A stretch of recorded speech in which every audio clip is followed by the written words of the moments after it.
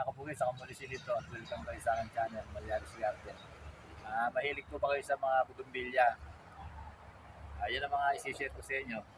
Kung mahilig kayo sa mga bugumbilya, mag-like na kayo at saka kayo mag-subscribe. Yung subscribe button po nasa ibaba lang ng papagat.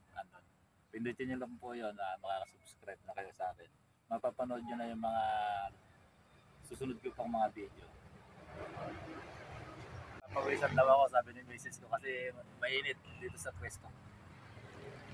Ito yung mga na-graph ko, iriripat natin. Mapansin nyo. Kasi nangihinayang ako. Ang ganda ng mga nakalagay dito. Yung graph ko dito. Ito, yung kinatings ko lang na ay yung matataba na sanga. Nakita nyo. Saka nung mabuhay siya, ginrapan ko. Kaya lang medyo mahirap na iripat dito kasi yung ugat niya nasa ilalim lang. Kaya dito may lumabas. Ayan, madaling sumabog yung lupa niya. Kaya iingatan natin.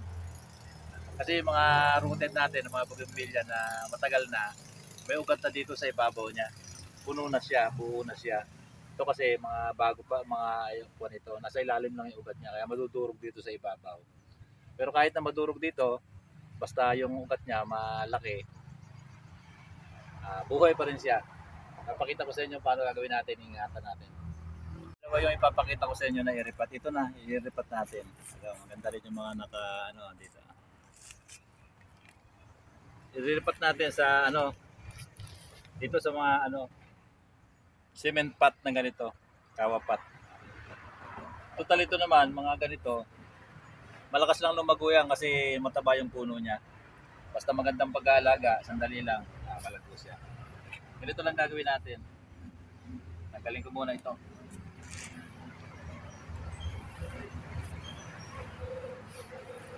Ito yung potting mix natin. Kung napanood niyo yung video ko nung nakaraan na kung paano maghalo ng potting mix, parehas din dito. Tinakal ko dito 3:1, tatlo na Rizal, isang garden soil.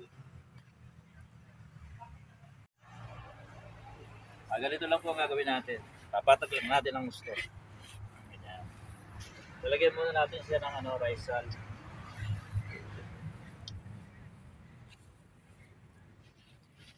Ito yung ilalagay natin. Nakita nyo?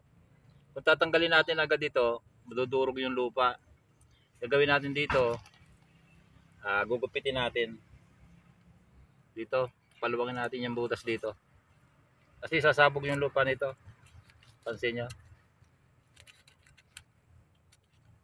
Gugupitan natin yung plastic niya. Basta lumuwang lang siya.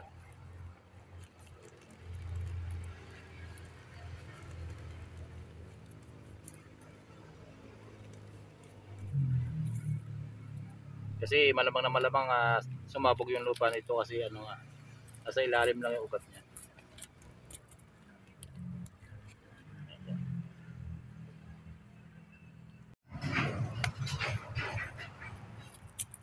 Ayan, ginupit na natin. Ngayon, tataob pa rin natin. Nakita nyo, hindi ganito ginagawa ko yung nagre-repat ako. Pero dito kasi medyo masela. Nakita nyo, dito lang yung ugat niya. Dito wala nasabog. Kaya ginupit na natin yung pinaka-plastic niya. Ngayon, gaganyan pa rin natin. Nakuha na natin. Ito kasi yung ugat niya. Kung aangatin natin na ganun, sasabog siya, di ba? Dali ilalagay.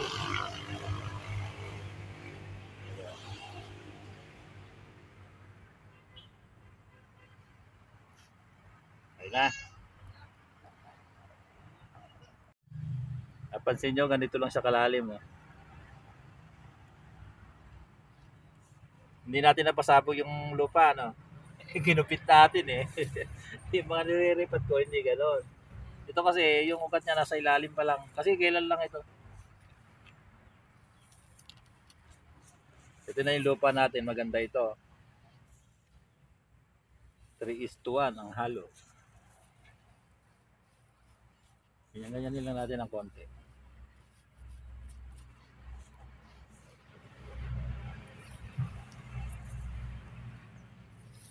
Diba? Madali lang kasi lumago ito kaya pwede ilagay natin sa mga ano, bonsai pot na ganito. Kaysa na tayo. Kaya na natin titriman. Shoutout nga pala kay ano, Ma'am Nieves Galito, Elizabeth Curit, City Colico, saka kay Neri Santos na taga Bulacan. Shoutout sa inyo. Saka lahat ng mga nanonood sa inyo ngayon, paki-like, subscribe, shoutout po sa inyong lahat. Ay, nalis ko po muna itong isa. Ito ang ire-repat naman natin. Medyo masela nito kaya medyo panoorin nyo ng gusto kasi wala nga siyang ugat sa ibabaw dito. Kaya hindi buo yung ano, yung ipan niya.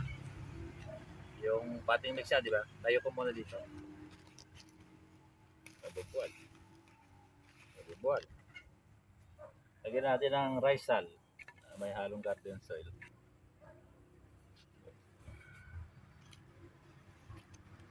Ito po, ang daming ugat oh. Lalaki ng ugat. Kaya kung aangatin natin yan, sasabit. Masasabog siya. Kaya kailangan natin na gupitan. Papaluwangin natin yung pinakabutas niya.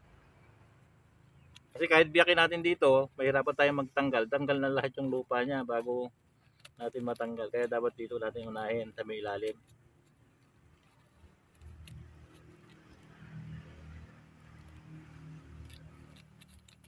Masure natin na tanggal na yung ano, pagkakapit niya.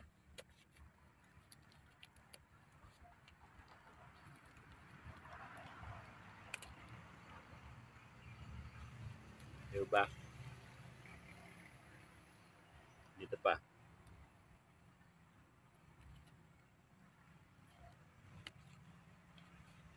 Daming ugat eh. Lalaki pa naman.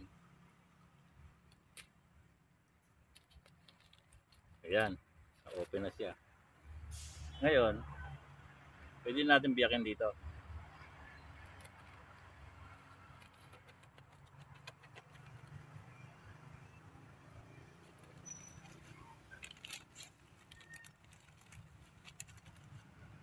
Kasi ito, maliliit yung ugat dito. Oh. Eh, lalaki doon. Sasabit, di ba? Ayan lang din natin. Ingatan natin tanggalin. Ayun, tanggal. Ayan lang ah.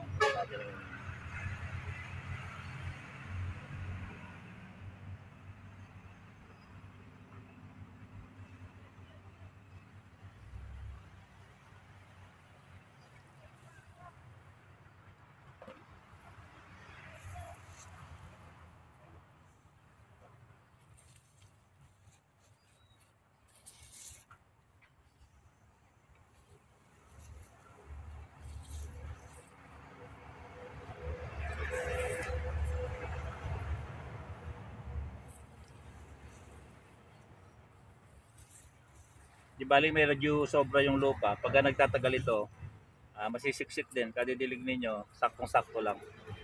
Medyo pataas lang na ganyan.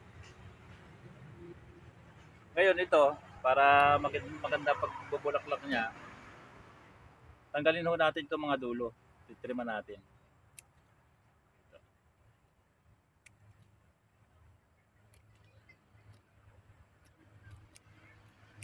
Para lumago siya.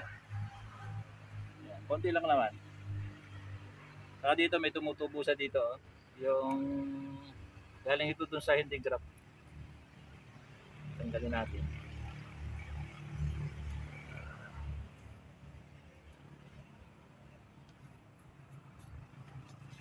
Resto ko lang.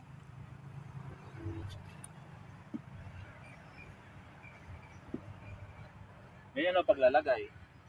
Pero hindi kagaya dito, tagilid dito. Tagilid kasi lupa dito. Kaya re-repat ko, may nahuhukay yung ano.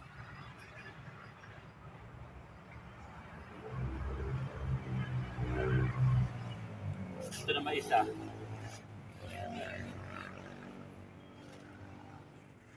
Yeah. Di ba maganda na? Ito parang kulang sa lupa ito. Lalagay natin. Gamba natin.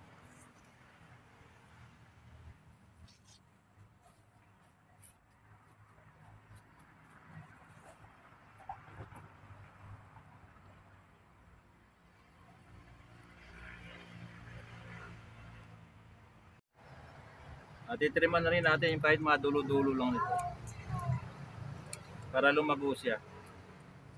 Pagkaraan, didiligan na natin. Dapat diligan natin ang gusto. Basta nag-crepa tayo, didiligan lang natin ang gusto. Kita nyo, maliliit lang yan. Bilis lang lumago niya. Kasi maganda yung ugat niya pagkaraan. Malaki yung puno niya.